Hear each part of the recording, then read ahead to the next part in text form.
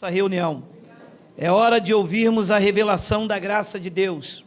O tema da nossa mensagem é Cristo, o sacrifício inútil. Estamos aí? Bem-vindos, meus irmãos, aí no YouTube, a igreja que se reúne aí pelas mídias digitais. O tema da nossa mensagem é Cristo, o sacrifício inútil. Vamos ler o que disse Paulo à igreja dos Gálatas, no capítulo de número 2, versículo de número 21. Olha lá. Não anulo a graça de Deus, pois se a justiça é mediante a lei de Moisés, segue-se que morreu Cristo em vão. Cristo morreu inutilmente. Vamos fazer uma breve confissão. Senhor e Cristo, eu te louvo, te exalto e te engrandeço o nome. E te peço uma vez mais, neste assunto polêmico, que tu me uses de forma poderosíssima, porque eu vou fazer uma explanação da tua palavra, e que a mente de Cristo seja ativada, e que aonde esta mensagem chegar, liberte os cativos, aquelas pessoas que estão algemadas no sistema religioso, que eles te exaltem e te glorifiquem, porque tu és digno de receber honra, glórias e louvores. Amém. Olha o que o apóstolo Paulo escreveu à igreja dos Gálatas. Eu não anulo a graça de Deus. Meu amado, infelizmente, a graça de Deus, os efeitos da graça, está anulada em muitos lugares. É verdade. E sem as vidas se aperceberem, elas vão anulando a graça de Deus na vida delas.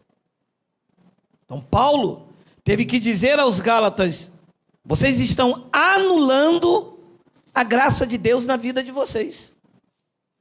E talvez alguém tenha perguntado, mas por quê? Paulo disse, ora, se a justiça, se o que me justifica, se o que me inocenta diante de Deus é mediante a lei de Moisés, então Cristo morreu em vão. Ele morreu para quê? Ora, meus irmãos, se eu tenho que voltar à vida sacrificial, então Cristo não teria feito o sacrifício dele? Faria o dos animais? Se ele morreu para colocar fim aos sacrifícios dos bodes, dos touros, que não removiam o pecado do povo, como é que eu vou invalidar o sacrifício dele voltando à lei de Moisés? Porque hoje, quando você para um crente, ele diz assim para você: a irmã está desviada? Não, minha irmã, por quê? Ué, porque eu estou vendo a irmã usando calça comprida. Ué, mas por quê, minha irmã? Ué, por quê? Porque a palavra do Senhor diz que a mulher não pode vestir roupa de homem. Você já ouviu isto, meu amado? Então, esta pessoa está anulando a graça de Deus. Por quê? Porque ela está se justificando na lei para provar que aquilo que ela vive é uma verdade de Deus. Então, olha o que diz Deuteronômio capítulo 22, versículo 5, eu vou ler até o 8. A mulher não usará roupa de homem. Parou! Está na Bíblia. O senhor não prega a Bíblia? Espera aí. Eu prego o Evangelho. Eu até exponho as passagens da Bíblia, mas o que se aplica na minha vida é o Evangelho. Porque ele fez um novo. É para pregar o antigo ou é para pregar o novo? O novo. Ora, se fosse para aplicar o antigo, ele não teria feito o novo. Porque quando ele diz nova, tornou-se antiquada a primeira. Se fosse para aplicar isto aí do velho, ele não teria feito o novo. Mas isto aqui caducou. Isto aqui é o livro da lei. E se eu me justifico nisto, eu anulo a graça de Deus na minha vida.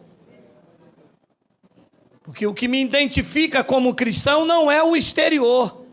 É o espírito regenerado que veio habitar o Espírito Santo em mim.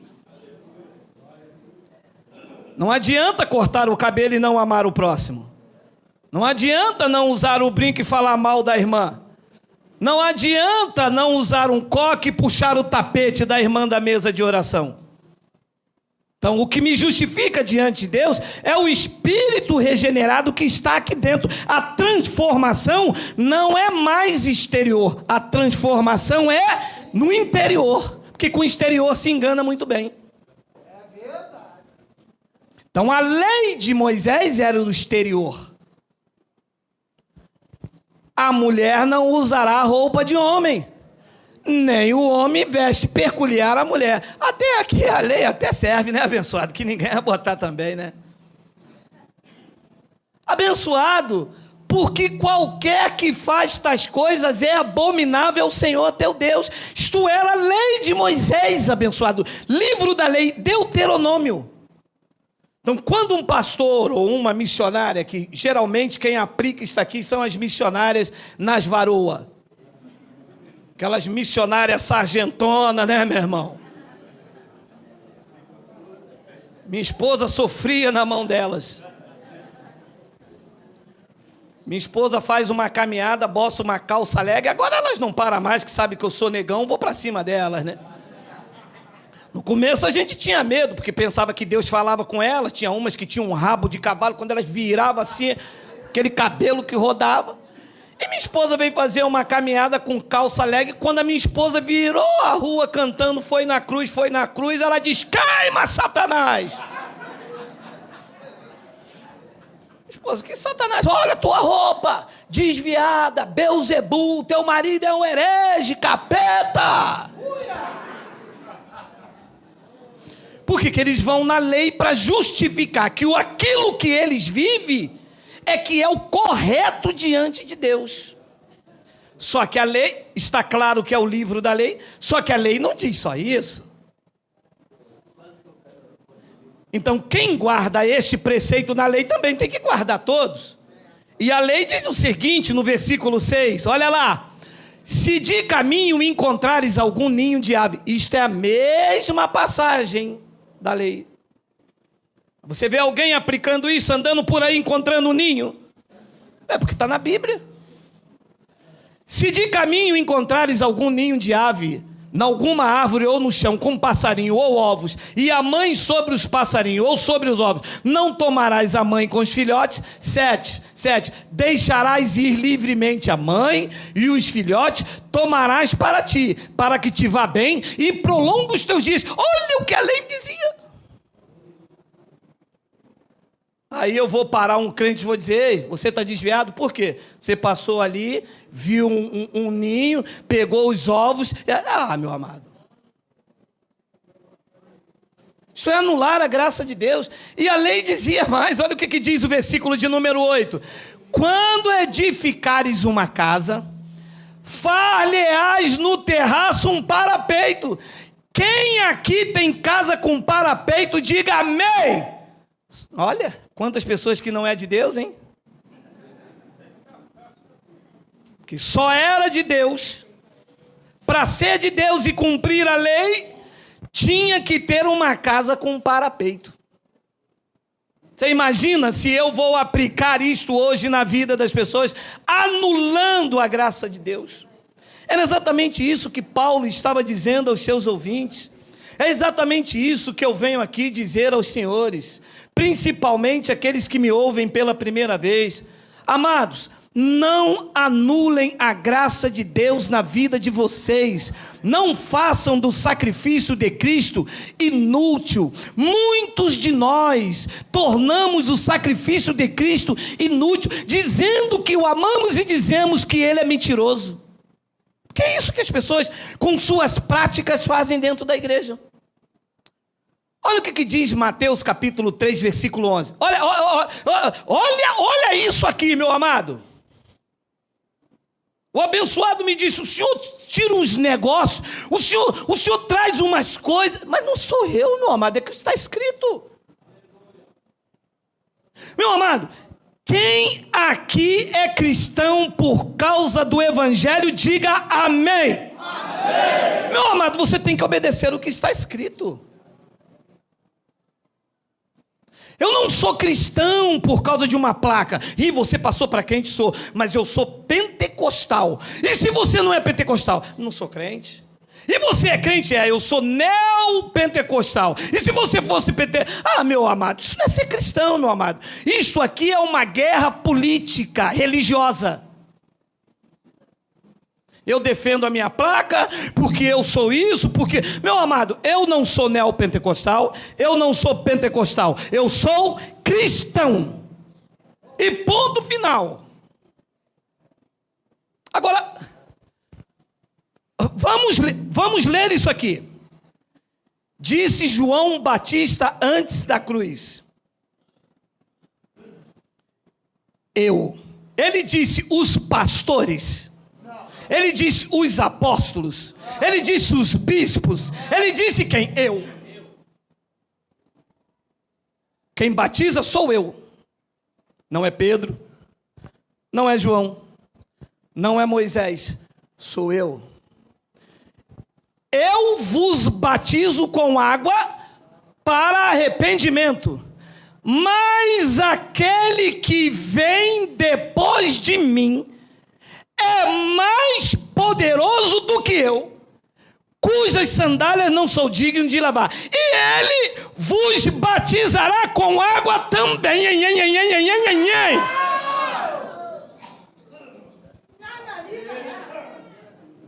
Não. João disse: eu vou batizar vocês com água. Mas o que vem depois de mim, ele é muito mais poderoso. E se ele é poderoso, ele não pode usar água, porque água lava o exterior. É verdade. É uma sombra. É um ritual simbólico. O que é mais poderoso vai batizar vocês com o Espírito Santo. E a igreja, com as suas religiosidades, batizando nas águas, está dizendo o quê? Que o mais poderoso ainda não veio. Mas entre nós ele já veio, e nos batizou, e nos regenerou, e nos selou, e nos fez uma nova criatura, e nos fez santuário dele. Veio ou não veio? Veio ou não veio? Diga: está entre nós.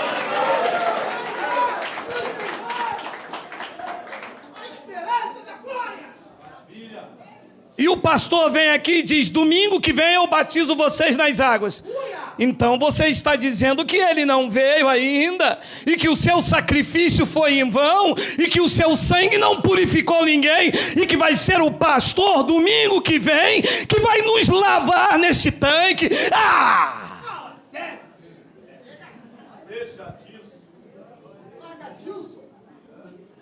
E a pessoa dizendo: eu sou crente. Se você não crê nem que o mais poderoso já veio, você crê em quê, meu amado? Você crê que o rio lá em Nova Iguaçu é que vai tirar os teus pecados? Você quer dizer para mim que você é crente? Crente de quê? De nada. Crente é quem acredita que o mais poderoso veio e batizou com o Espírito Santo e com fogo. Fogo era o quê? O juízo.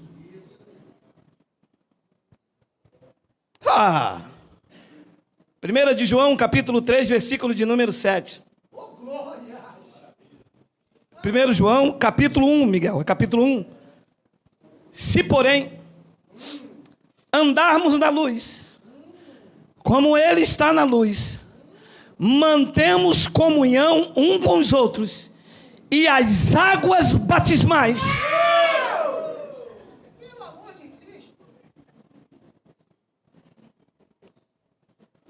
é as águas ou é o sangue?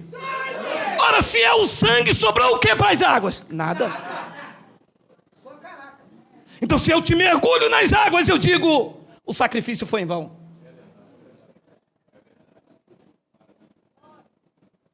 Domingo que vem, os irmãos vão se tornar uma nova criatura. Eu vou mergulhar vocês nas águas. Isto é invalidar o sacrifício. É dizer que o sangue dele não te purificou. É dizer que o sangue dele é um sangue de galinha. Era essa a nossa atitude. Quando permitimos que o pastor mergulhava na água e bum. E agosto lá em Teresópolis, o inverno, a velha quando subiu com os lábios, né, meu irmão? Roxo, o pastor foi batizado nas águas. Eu digo, não, isto é o frio na velha. E a velha...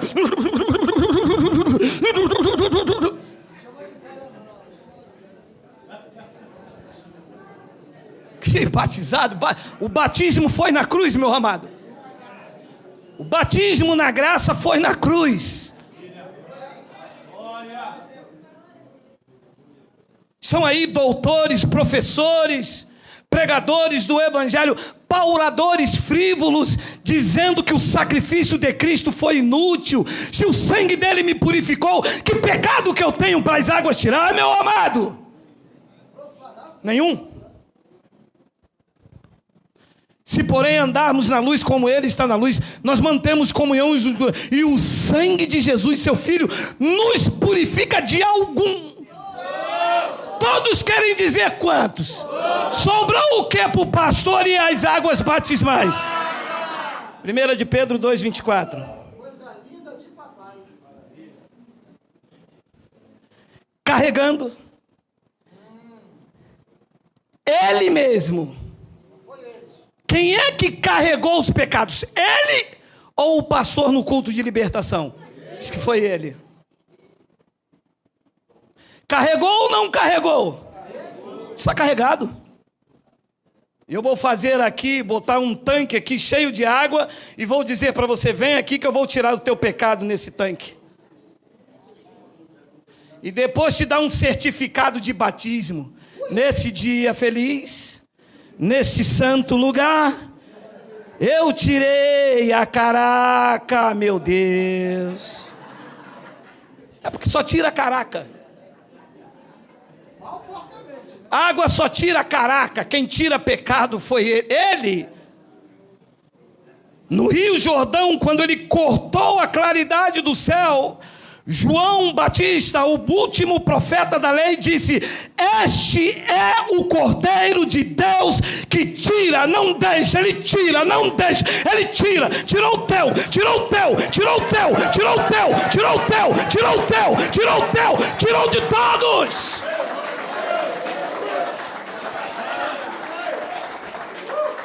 Ele não disse deixa o pecado do mundo, ele disse tira. Carregando ele mesmo em seu corpo sobre madeiro os nossos pecados. Leia. Para que nós, mortos para os pecados, estamos mortos para os pecados ou estamos vivos? Aqui diz que estamos mortos. Mas e cadê para o crente crer nisso? Ah, mas não aceita mesmo. O quê? O Senhor está dizendo que Jesus levou os nossos pecados? O Senhor é um herege. Eu não, o herege então é Cristo, porque é Ele que disse que levou. Eu só estou crendo nele. É que você não crê. Você crê que é a água que tira. E depois volta o pecado, e a água tira e volta, e tira e volta, e tira e volta. mas se ele tirou o pecado, por que é que eu ainda estou bebendo? Isso é uma obra da tua carninha, friboi, que está elevada, né? Isto é uma obra da tua carne. É uma outra coisa, abençoado. É uma outra aula que você perdeu. O pecado aqui era o que te separava, era o pecado de Adão. Ele aniquilou, ele carregou sobre si. Já era uma profecia de Daniel, olha lá, capítulo 9, versículo de número 24. Olha aí, olha aí, olha aí. Daniel, tem aí? Oi? Vai digitar? Aí, 24 é... 70 semanas estão determinadas sobre o teu povo e sobre a tua santidade. Pode parar aqui. Quantas semanas estão determinadas? 69 ou 70? Por que é que os teólogos dizem que são 69 e que nós estamos vivendo a última semana de Daniel? Ora, se nós estamos vivendo a última semana de Daniel, este evento aqui ainda vai acontecer. Vamos ler o evento. 70 semanas estão determinadas sobre o teu povo e sobre a tua santa cidade, que é Jerusalém. O povo de Daniel era os judeus e a santa cidade era quem? Jerusalém. O que ia acontecer nas 70 semanas determinadas? Para fazer cessar a transgressão, o fim da lei, para dar fim aos pecados, para expiar a iniquidade e para trazer a justiça eterna. Se as semanas de Daniel ainda não concluiu, significa que Cristo ainda não trouxe justiça eterna, não expiou a iniquidade na cruz, não deu fim ao pecado que João disse que lavou com sangue, que Pedro disse que levou no madeiro. Então tudo isso aqui é um sacrifício inútil. Você para um teólogo e diz: estamos vivendo a última semana de Daniel. Tá bom. Se estamos vivendo a última semana de Daniel, Cristo ainda vai vir. Vai fazer cessar a transgressão. Transgressão para os judeus é transgredir a lei. Então Cristo ainda vai pôr fim à lei. Você está entendendo? Diga uia.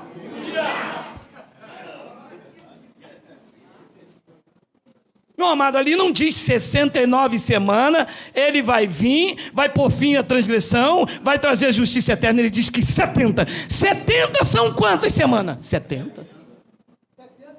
Não há mais semana de Daniel.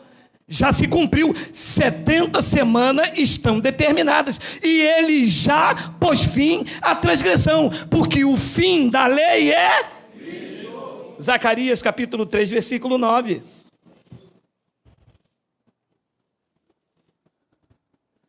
Coloca o versículo 8 para mim, Miguel, por favor.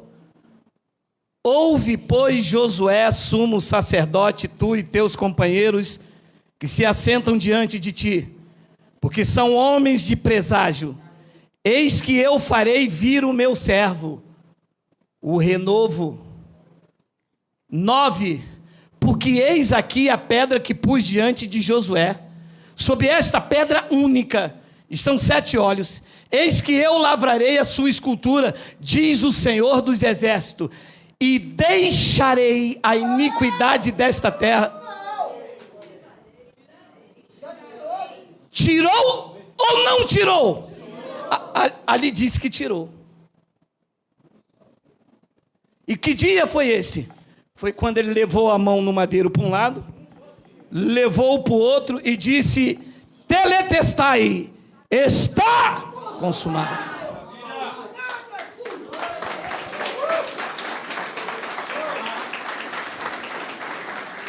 Ora, tirou em um só dia, ou num culto de libertação, ou numa busca lá no monte, ou num batismo na cachoeira, tirou em um só dia ou deixou? Diz que tirou. E o que se faz então nas igrejas dando banho no crente? anulando a graça de Deus, dizendo que ele não tirou, dizendo que ele é mentiroso, dizendo que o seu sangue não purifica, dizendo que ele não levou os nossos pecados no madeiro. É isso que se fazem dentro desses lugares. Romanos capítulo 4, versículo de número 25. O qual foi entregue por causa das nossas transgressões e ressuscitou por causa da nossa justificação. Então, quando Paulo fala a nossa, não fala a nossa hoje no século 21.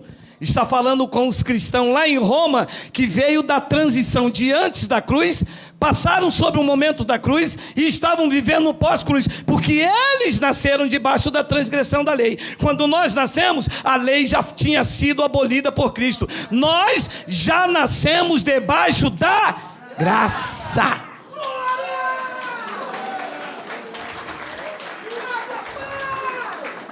Hebreus capítulo 9, versículo de número 26.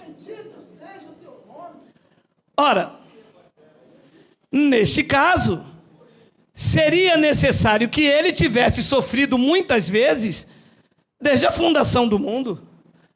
Agora, porém, ao se cumprir os tempos, lá no ano 66 para 67 da era cristã, Paulo já estava dizendo que os tempos estavam se cumprindo. Porém, ao se cumprir os tempos, se manifestou uma vez por todas para aniquilar, pelo sacrifício de si mesmo, o aniquilou ou não aniquilou? Diga, está aniquilado. E como as igrejas fazem o contrário? E como as igrejas querem lavar os teus pecados? E como a igreja chama, hoje tem paganismo. Hoje é dia 1º de dezembro, é dia de paganismo na igreja. Você sabe o que é paganismo? É dar pão como corpo e suco como sangue. É verdade. Isso é o maior paganismo. Isto é a maior blasfêmia que uma igreja pode se fazer em nome de Cristo, é pegar um pedaço de pão e dizer aos seus membros, este aqui é o corpo de Cristo. Hello! A igreja de Cristo não tem o corpo como pão. O corpo de Cristo são vocês, lavados, selados, regenerados, transformados por Ele. Vocês são o corpo de Cristo.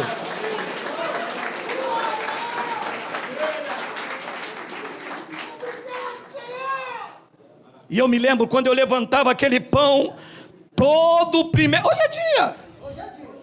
Ó, e se eu pegar você de noite, eu vou pegar o meu carro por aí e vou dar uma volta por aí, meu amado. Se eu pegar você levantando um pedaço de pão, chorando, com a unção do Chaves, dizendo... Ai, meu amado, mas eu dou em você, mas até você me meu amado.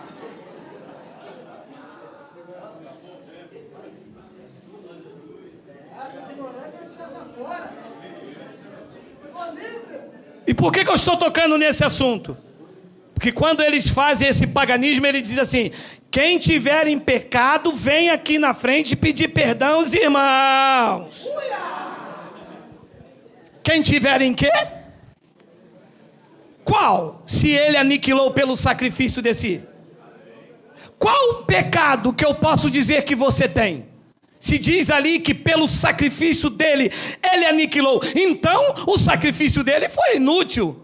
Ou então, a minha vida está segura na mão de alguém que disse que aniquilou o pecado e que o pastor diz que eu ainda tenho. Ora, quem é que tem razão? É o pastor, o cardeal, o bispo de Roma ou o poder do evangelho na vida de vocês? Diga glória a Deus! Diga glória a Deus!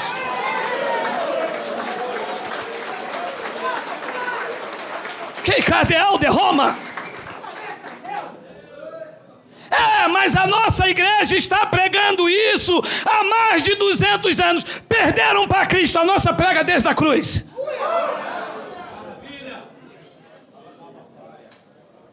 Nós estamos pregando desde a cruz, que na cruz ele aniquilou o pecado. O povo da graça de Deus está livre, justificado por graça, regenerados. Digam glória a Deus.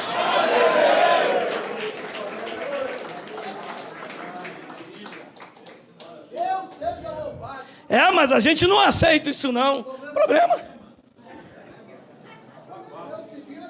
Come empadão. Lá em casa hoje é empadão de sardinha. Come empadão. Não nada a ver que vocês aceitam. Eu aceito, meu amado. Ele purificou, ele lavou, ele me regenerou. Eu estou inocentado. Eu sou o templo do Espírito Santo. Ninguém pode contra você. Tu és morada dele, és morada do Altíssimo. Você está seguro, tranquilo e sem temor do mal. Quem recebe aí diz glória. Quem recebe, quem recebe, quem recebe. Tem um lado que vocês aceitam, meu irmão.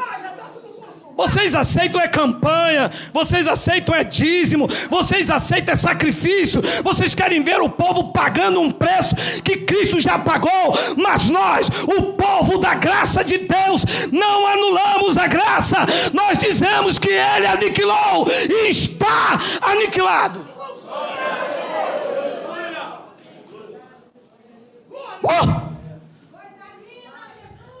Hebreus capítulo 10, versículo 11 ao 14.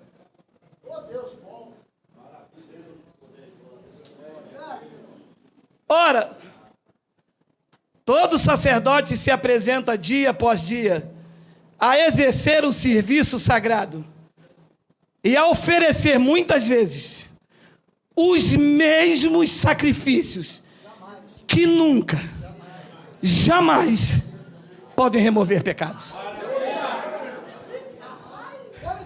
Passou um filme aí, não passou? Campanha, resolve nada. Culto de libertação, nunca liberta. Ceia para comunhão, está sempre vazio. E tem um negócio também. Olha, mas chega, me dá uma coisa. É igual quando eu como quibe, gente, mas me dá uma coisa. É o tal da unção dos dizimistas. Canhãe. Não, unção de dizimista é demais, meu amado. Tem uns irmãos aqui que já passou por esse negócio de unção de dizimista. Graças a Deus que o teu 13º, esses cães devoradores, esses lobos cruéis, não botam a mão nunca mais. Vocês foram arrancados desse covil. Vocês estão na Assembleia dos Justos. Vocês estão diante de Deus, o juiz de todos. Vocês agora estão perante a universal Assembleia dos Santos, aos espíritos dos justos aperfeiçoados. Vocês foram entregues a Deus.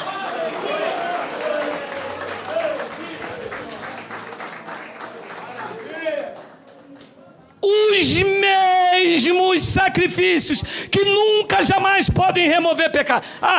Deixa eu abrir um parênteses aqui, porque agora vem chegando o fim do ano. O ano da vitória. O ano dos ungidos. Réveillon com Jesus. Réveillon com quem?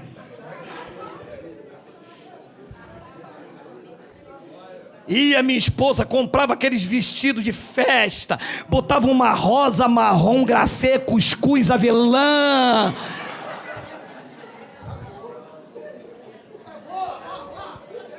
Chega.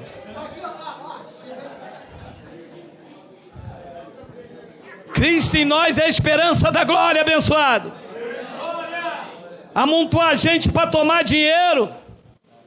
A gente até vai para essa Réveillon, mas vai todo mundo durinho, quer? Durinho, eles não querem nós lá não. 12. Jesus, porém, tendo oferecido para sempre único sacrifício pelos pecados. Um único. Deus seja louvado por isso. Para sempre. Para sempre. Você recebe?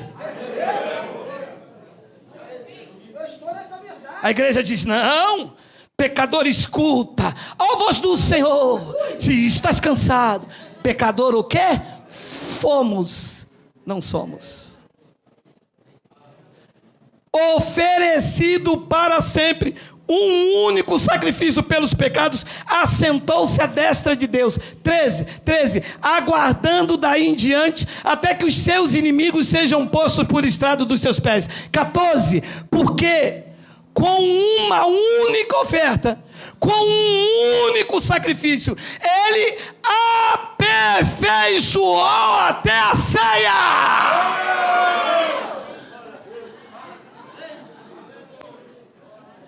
Só quem tem peito de dizer, quem está aperfeiçoado para sempre, diga: Abba, Pai. Para sempre quer dizer até quando? Aí eu vou te dar um pão para te aperfeiçoar.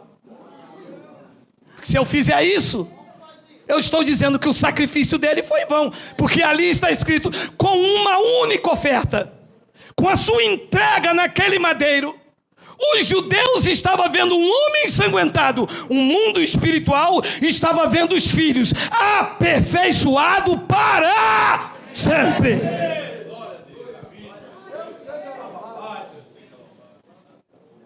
Ora, se Cristo nos aperfeiçoou para sempre, e isto foi no espírito, porque na carne tem defeito de fabricação, entenda-se isso, estou pregando para seres espirituais, porque os carnais dizem: como se ele me aperfeiçoou para sempre, o senhor tem esse nariz abatatado? Ó, meu amado, fale isso não, hein? Faz esse negócio não, sou negão, meu irmão. Alto lá. Quando eu estou falando, não estou falando do meu nariz abatatado, eu estou falando do Espírito que está dentro de você. A obra foi no teu espírito. Espiritualmente, você está aperfeiçoado para sempre. Não deve dar dinheiro a cão guloso nenhum por isso. Não deve buscá-lo no monte. Não deve fazer campanha. Não deve mergulhar nas águas. Não deve comer pão. Você está perfeito para sempre.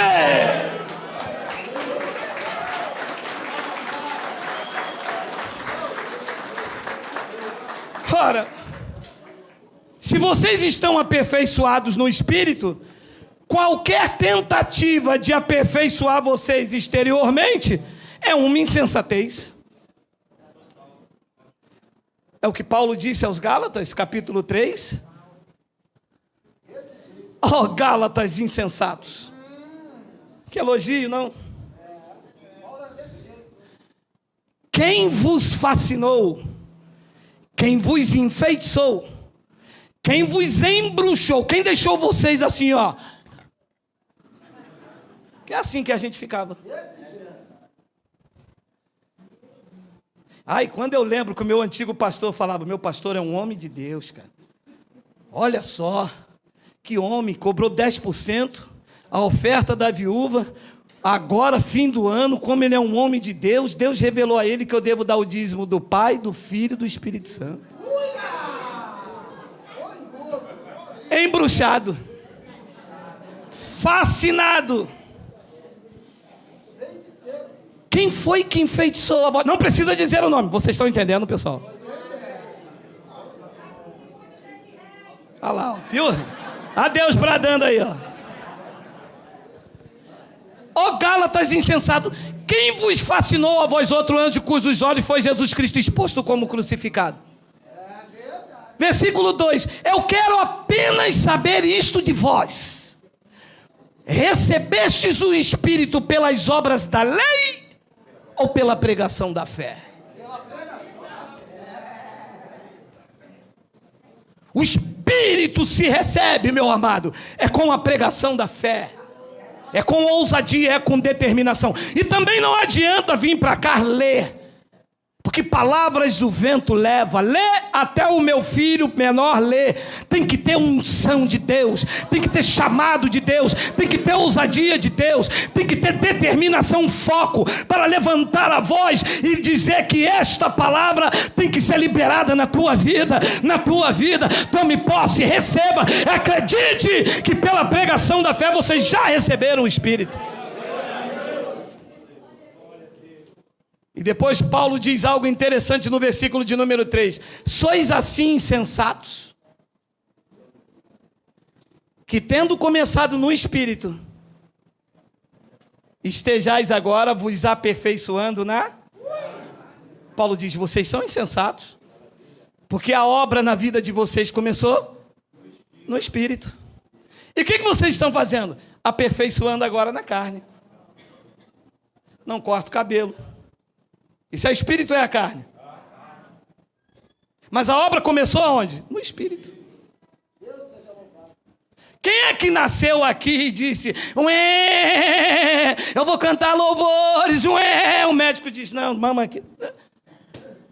A obra de Deus começou no teu espírito. E aquele que começou a obra na vida de vocês vai aperfeiçoar. Já aperfeiçoou. Como é que agora eu quero aperfeiçoar na carne? Não vou usar bermuda, não vou andar de bicicleta, não vou comer maionese e Hellmann's, porque Hell é homem e Man é homem. Então, se comer Hellmann's, está comendo homem do inferno. É isso que se ouve aí. Paulo diz que isso é uma insensatez. Amados, qualquer tentativa de te manter salvo ou te santificar com mandamentos, rituais e ordenanças e sacrifícios é anular o que Cristo fez na tua vida. É verdade. Se eu digo para você, mergulhe nas águas, eu estou dizendo, o sangue não te purificou. Se eu digo para você, coma um pedaço de pão e beba um suco para ter comunhão, eu estou dizendo que Cristo não habita em você. Porque uma vez que Cristo habita em você, a comunhão está plena. Se eu digo a você, campanha para você alcançar uma bênção, eu estou dizendo que você não é abençoado com bênçãos espirituais e que depende do teu sacrifício para atingir o objetivo, mas não depende de você, dependeu dele, porque ninguém pode vir ao Pai se ele não buscar. Foi ele que te atraiu, foi ele que te buscou, a iniciativa foi dele. Colossenses capítulo 2, versículo 13 e 17. 10 minutos para acabar. Hoje é empadão de sardinha, meu irmão. Sinto muito. E tangue. Colossenses 2,13. E a vós outros. Isso é um clássico entre nós. Dá para ler até de olho fechado, igual o seu boneco. Eu vou descostas. Essa dá para ler até descostas. Mas como vocês estão chegando novos aí pelo YouTube, desfrutem. E a vós outros, que estáveis mortos pelas vossas transgressões e pela incircuncisão da vossa carne, vos deu vida juntamente com ele, perdoando alguns dos nossos delitos. Perdoou quantos?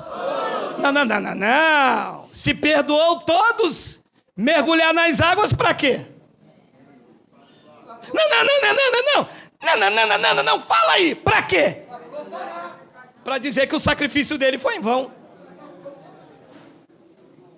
Para te fazer blasfemar contra o que Cristo fez na tua vida. Agora você recebe que ele perdoou todos. Você está perdoado. 14. Tendo cancelado o escrito de dívida. Segura.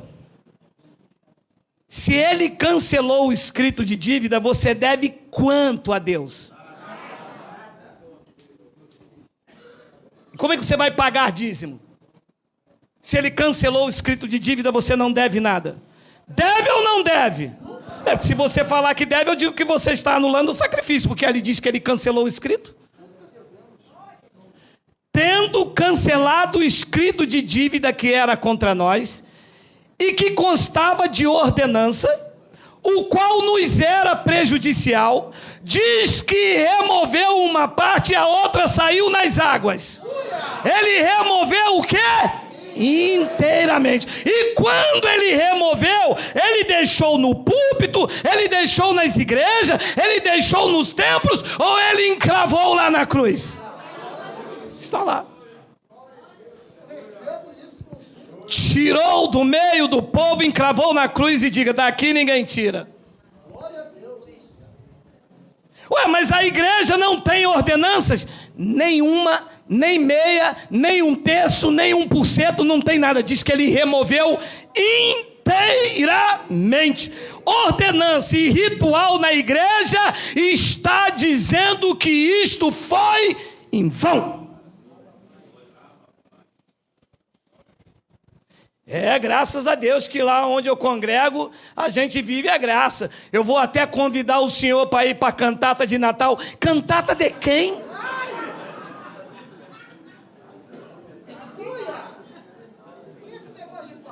Se me convidar, eu agrido você, meu amado.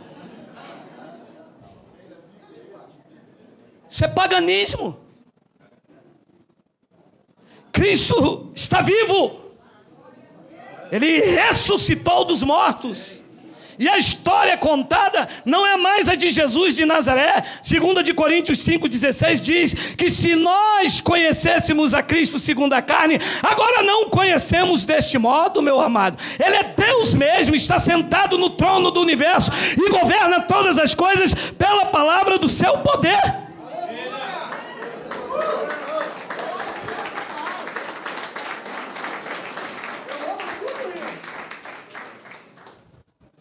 5:11, olha lá.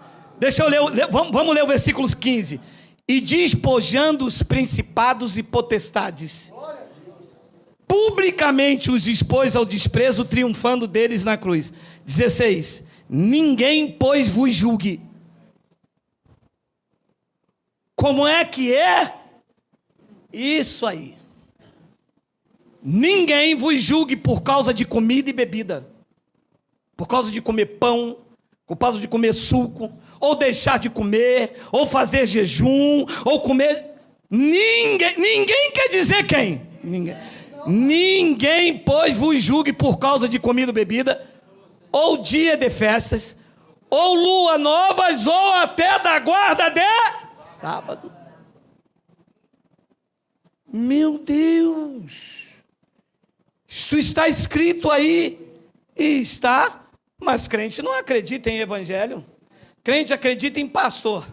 É verdade. Crente não acredita em evangelho. Crente acredita em pastor. Quem acredita em evangelho é cristão. Tem algum aqui, diga glória a Deus. Glória a Deus. Ninguém pode te julgar. Depois ele diz no versículo de número 17, olha lá.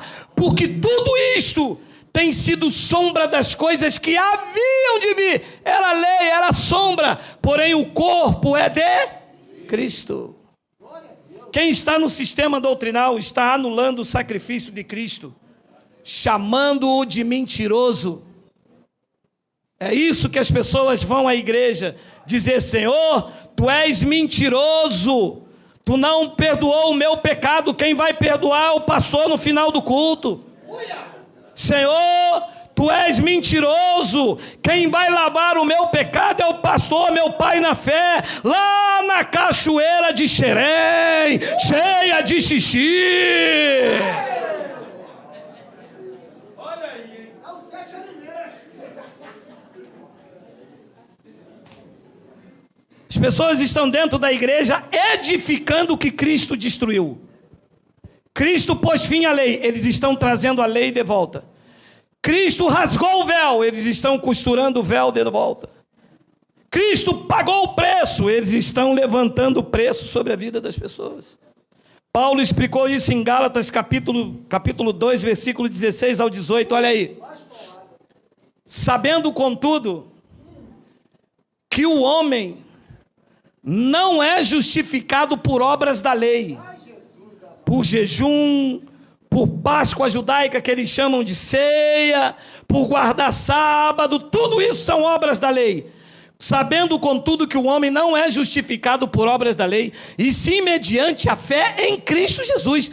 Também temos crido em Cristo Jesus, para que fôssemos justificados pela fé em Cristo, e não pelas obras da lei. Por obras da lei, ninguém será justificado. E o que é que tem na igreja? Obra da lei. Jejum é obra da lei. Dízimo é obra da lei. Páscoa judaica, que eles chamam de ceia.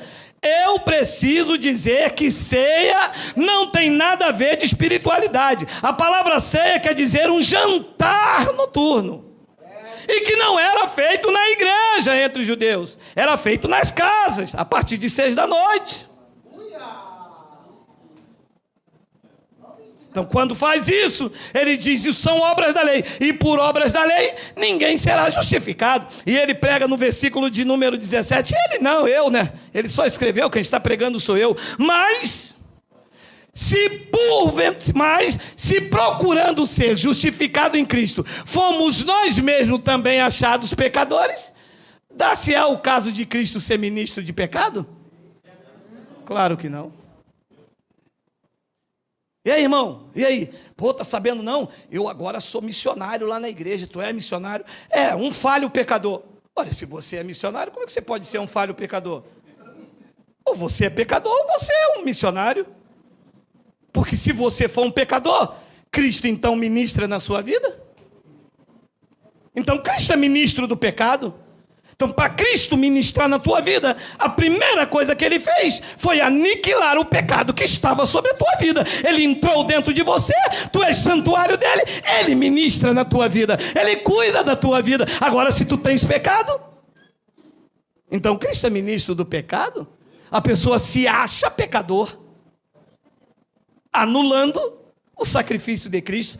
E Paulo completa no versículo de número 18, porque se tornam a edificar aquilo que destruí, a mim mesmo. 18.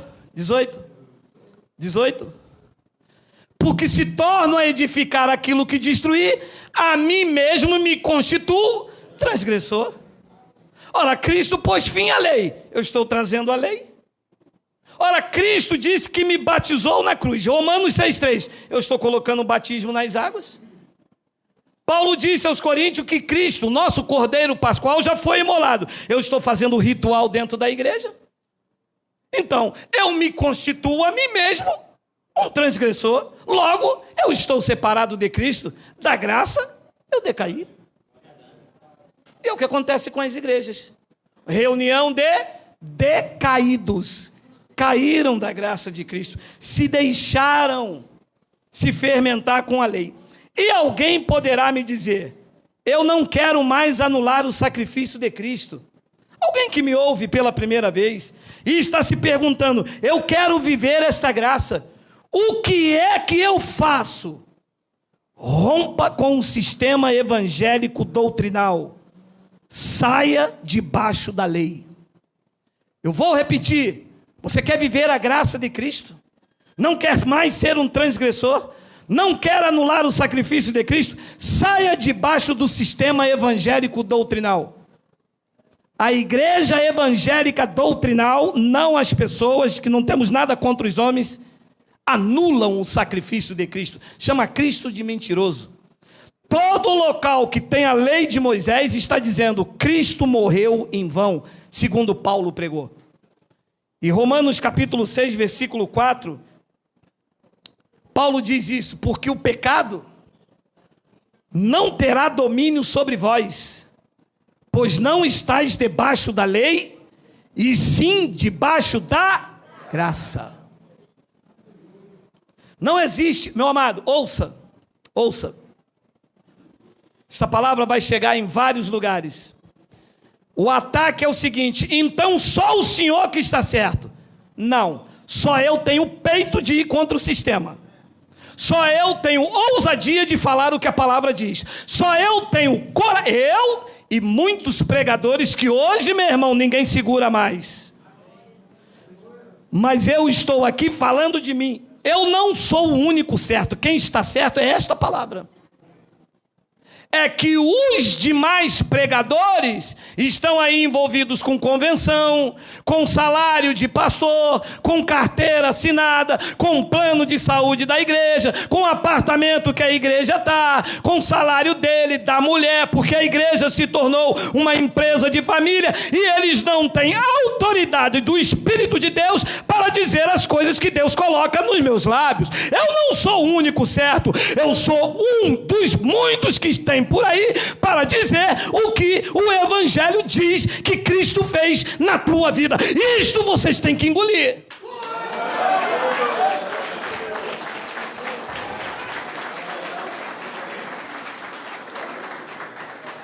E um deles me disse: eu queria ter a coragem que o senhor tem. Porque eu reconheço que aqui em Fortaleza precisa se pregar esta palavra, mas eu tenho um salário de 9 mil reais. Se eu pregar isso na igreja, quem é que vai custear minhas despesas? Eu disse para ele: o justo vive pela fé. Perca a tua cabeça, mas não perca o teu caráter e a tua dignidade de cristão. Rompa com o sistema e sirva a Cristo. Morra de fome, mas pregue a palavra.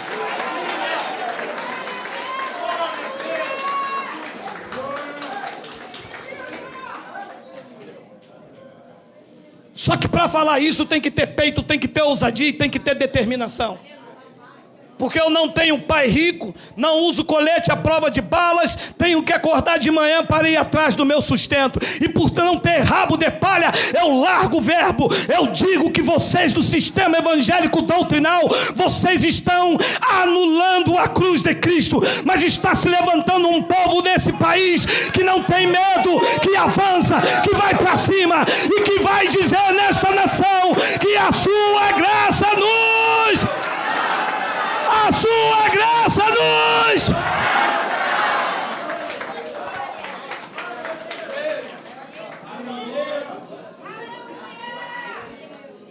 Não existe outra palavra, a palavra é essa. A palavra tem autoridade. A palavra tem poder.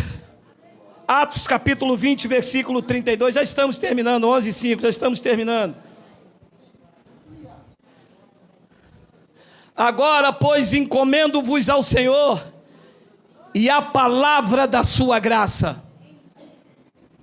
Não é qualquer palavra, é a palavra da sua graça. E um deles, ventre preguiçoso, me disse: Geraldo, eu estou vivendo agora da obra do Senhor, eu prego a palavra. Eu disse: qual? Eu preguei lá na igreja que Davi derrubou Golias. Cão guloso. Cão guloso, porque Davi começa a derrubar Golias, daqui a pouco esse aqui tem que derrubar o diabo que está na vida dele. Cão guloso, não existe outra palavra, a palavra é a da sua graça, é a palavra com autoridade, com dunamis, com poder. A palavra que dilacera, que entra na divisão da alma e do espírito. É a palavra que está fazendo um avivamento do Oiapoque ao Chuí, de da zona norte à zona leste, em todos os lugares aonde tem o YouTube. Esta palavra poderosa está entrando, arrancando o véu, libertando a vida, colocando de pé diante dos homens e de Deus a palavra da sua graça. E que não adianta ler, porque palavras o vento leva, tem que sair com autoridade, tem que sair com poder. É verdade. Senão vira um encontro. Amém? Amém. Glória a Deus, glória a Deus. Aleluia. Aleluia. Queremos fogo de Deus, não carne, queremos autoridade. Queremos alguém que pregue a palavra de Deus com convicção, com autoridade de Deus. Queremos ver essa palavra dilacerando, queimando o nosso coração. Quando sair daqui, sair como uma espada afiada de 2 gumes. Aquele mover do Espírito Santo sendo tocado, que você vê que realmente está ali a verdade de Deus. Inconteste, esta é a palavra da sua graça. E ele diz que esta palavra tem poder para vos edificar e dar herança entre todos os que estão sendo santificados. Romanos capítulo 16, versículo 25 e 27.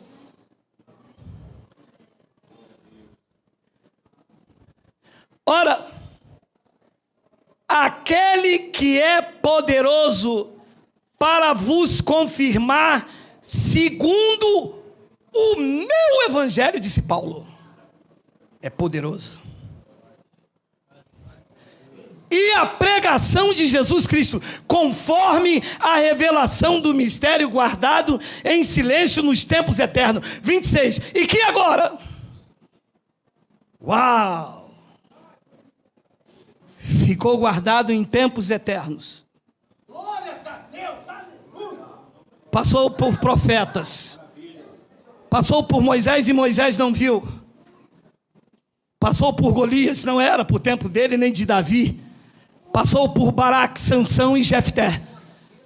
Passou por Isaías, também não viu. Estava guardado em tempos eternos, esperando um povo de mente iluminada, com os olhos iluminados, que iriam receber esta palavra poderosa e que dá herança, e que não ia anular o sacrifício de Cristo. E quando descobrisse que naquele madeiro ele levou a mão para um lado, a mão para o outro, e disse: teletestai, os mistérios que estavam ocultos foram revelados. Cristo em nós, a esperança da...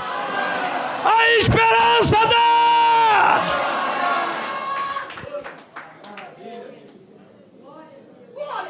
E que agora se tornou manifesto e foi dado a conhecer por meio das escrituras proféticas, segundo o mandamento do Deus eterno, para a obediência por fé entre todas as nações. 27, ao Deus único, não é um, não é dois, não é três, não é um Deus de três cabeças, é um só. Eu não conheço outra rocha além de ti. Não há outro Deus que eu conheça. Ao Deus único e sábio seja dada a glória por meio de Jesus Cristo pelos séculos dos séculos. Amém. Esta palavra é poderosa.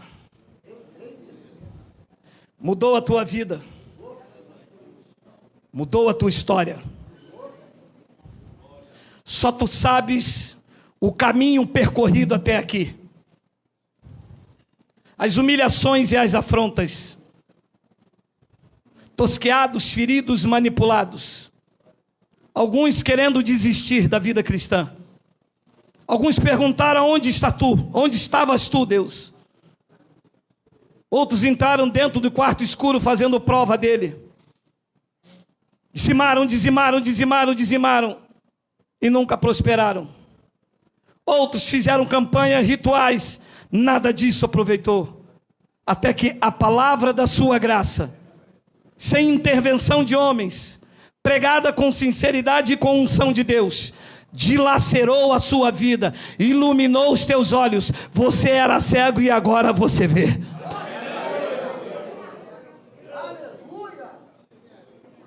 Era isto que Paulo fazia pelas cidades onde ele passava.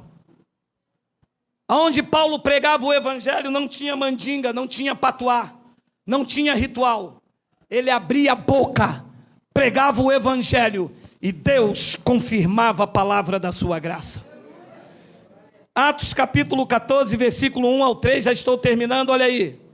Em Icônio, Paulo e Barnabé entraram juntos na sinagoga judaica e falaram de tal modo que veio a crer grande multidão, tanto de judeus como de grego. Versículo de número 2. Mas os judeus incrédulos incitaram e irritaram os ânimos dos gentios contra os irmãos.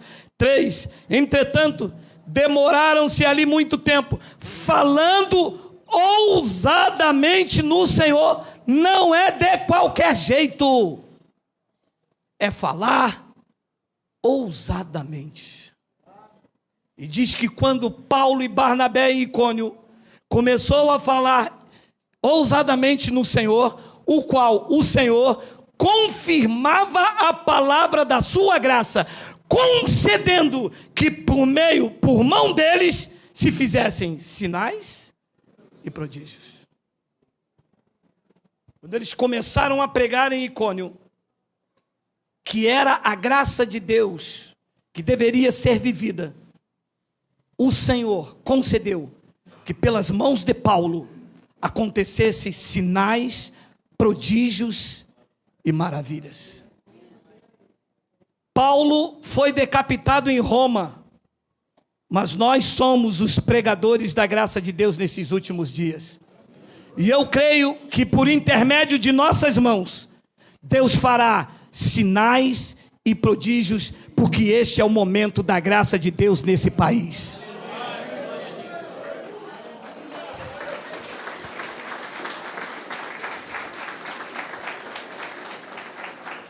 E no versículo de número 8, 14:8, Miguel, em Listra, costumava estar assentado certo homem aleijado, paralítico desde o seu nascimento, o qual jamais pudera andar. Vou desenhar a cena para vocês nesses 10 minutos. Um homem paralítico, não podia andar, humilhado numa sociedade hipócrita, aonde isto era sinal de abandono religioso e de desprezo espiritual. Paralítico, sentado, diz que desde o seu nascimento, diz o versículo de número 9, esse homem ouviu falar Paulo, que fixando nele os olhos, e vendo que possuía fé para ser curado. Diz que esse homem, paralítico, já havia passado por ali Pedro, João, já ouviu Pedro falar, porque Satanás encheu teu coração, já ouviu Tiago falar que a fé sem obras é morta, já ouviu João pregar lá o seu judaísmo, mas um dia, ele ouviu Paulo falar, você não deve anular a graça de Deus. Eu sei que você tem fé para ser curado, paralítico, de nascença. Paulo diz, ele pode andar. Mas ele não pode andar pela corrente nem pelas campanhas, porque isso é mais uma manobra. Isso não muda a vida, isso escraviza. Isto é a lei, isto anula o sacrifício de Cristo.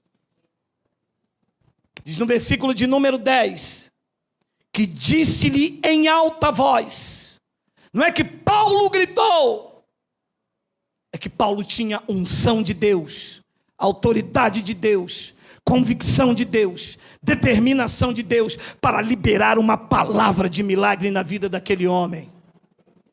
Disse Paulo em alta voz, apruma-te direito sobre os pés. E o coxo de nascença diz que ele saltou e andava.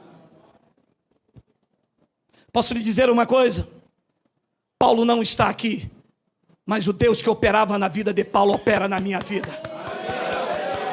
E eu estou aqui para dizer nesta manhã, levanta-te desta vida de derrota, levanta-te dessa vida de fraqueza, é hora de saltar pelo poder de Deus, receba o teu milagre, receba o teu milagre, receba, receba, receba, receba, receba, receba!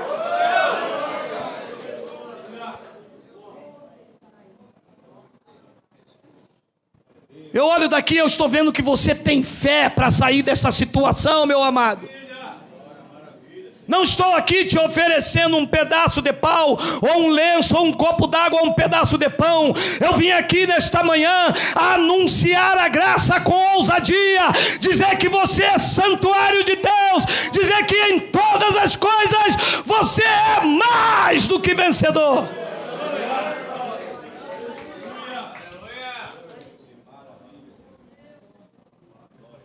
Apruma-te. Se fossem os pregadores de hoje, iria dizer, é batizado? Congrega onde? É dizimista? Tomou a ceia? Paulo disse, não pode andar. Mas eu vejo que você tem fé para ser curado. E o que o Senhor vai mandar eu fazer? Vai mandar eu amarrar uma fita? Vai mandar eu botar uma bermuda? Não. Ouve o evangelho para a tua vida. Os pecados foram cancelados e removidos, encravados na cruz. Diz que aquele homem ouvia Paulo hipnotizado. Eu não sei, eu não estava lá, mas posso deduzir que aquele homem dizia: eu recebo, eu creio, eu tomo posse, eu sou herdeiro de Deus, eu fui curado pelas chagas de Cristo, Ele levou sobre si os meus pecados, em todas as coisas eu sou mais de um vencedor. E Paulo largando a graça, e toma graça, e toma graça. Quando Paulo viu que o homem estava como vocês, cheio da palavra da graça, Paulo disse: levanta-te, apruma-te sobre os teus pés. E o homem que jamais andou ficou de pé para a glória de Deus.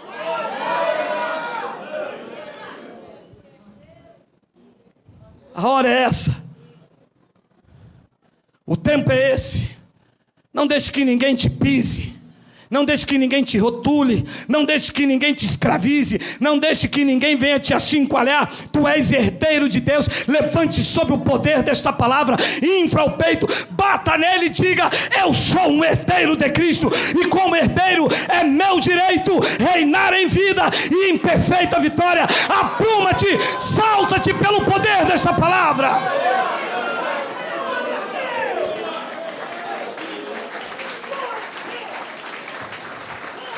Chega de viver uma vida miserável, fracassada, chorando pelos cantos. Chega de precisar da canequinha do um do outro. Chega de humilhação. O tempo de exaltação chegou. O tempo de cantar chegou.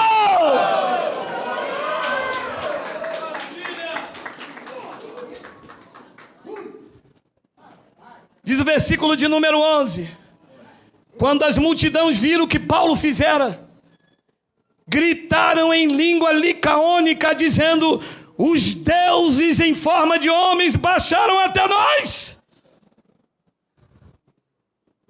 Ninguém nunca tinha feito isto. Pelo poder da palavra. Há quanto tempo você passou nos seminários? Lia, não entendia nada. Quantas escolas dominicais você frequentou? Quantos cursos de bacharel de teologia? Quantos pregadores famosos? Me apresente um deles que se levantou na unção do Espírito Santo e disse a vocês que o dízimo é uma fraude. Qual deles, aponte aí, qual pregador famoso dessa nação se levantou no espírito de ousadia para dizer: vocês não devem dar dízimo, vocês são propriedade de Deus, foram comprados por Ele, pertencem a Ele, são dele. Quem? Apresente um. Ninguém.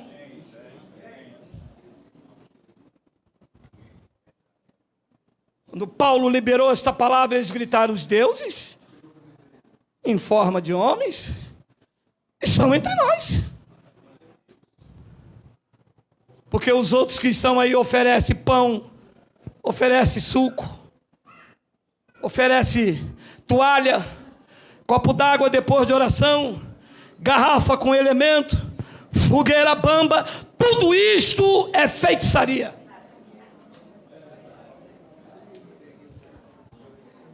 Tudo isto é para manobrar o povo. Paulo não ofereceu nada disto. Paulo liberou a palavra da graça de Deus. Pois diz no versículo de número 12: a Barnabé eles chamaram Júpiter, e a Paulo eles chamaram Mercúrio, porque Paulo era o principal portador da palavra. Só que esta palavra não está mais em Paulo. Esta palavra também não está só em Geraldo.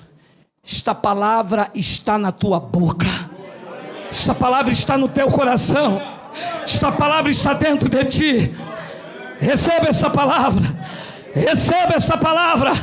Aonde está um herdeiro que pode receber esta palavra? Diga glória a Deus. Diga glória a Deus. Diga glória a Deus. Aonde estão os mercúrios dessa geração? Diga glória.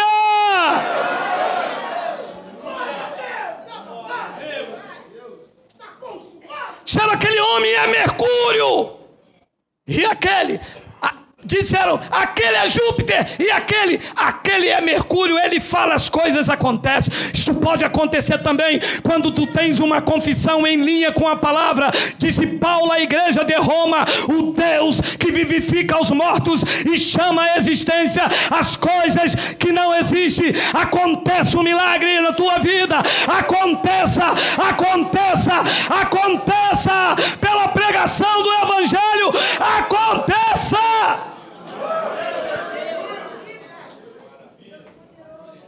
Que os coxos andem, que os cegos vejam, não os cegos visuais, mas aqueles que não conseguem mais ver esta palavra sendo pregada, aqueles que não conseguem mais andar sobre a obediência e o temor do Espírito Santo. Que vocês andem pelo poder do evangelho esta manhã. Aqueles que não conseguem ver que o sacrifício de Cristo foi perfeito para a tua vida, veja com olhos iluminados que você é santuário do Deus vivo.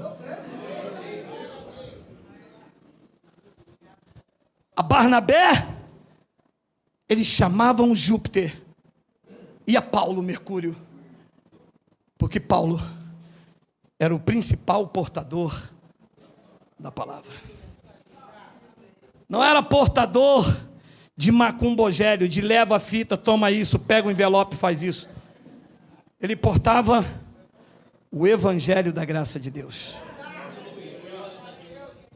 E eu termino com Gálatas capítulo 3, versículo 19. Eu vou ler até o versículo 21, olha aí. Gálatas capítulo 2, Miguel, perdão. É a fome. Jogaram um quento, ó. Porque eu, mediante a própria lei, eu morri para a lei, a fim de viver para Deus. Eu estou crucificado com Cristo. Ouça, só se vive para Deus quando morre para a lei. Enquanto estiver vivo para a lei, está morto diante de Deus, está anulando o sacrifício. Paulo disse, eu morri para a lei. Mediante a própria lei, que era o corpo de Jesus de Nazaré, o véu, eu morri para a lei, a fim de viver para Deus. Eu estou crucificado com Cristo. Meu amado, quem está crucificado com Cristo não precisa de pão, não precisa de lavar o corpo exterior. Isso já faz todo mundo que toma banho todos os dias.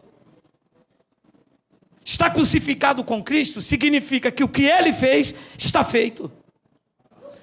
Depois ele diz no versículo de número 20, logo,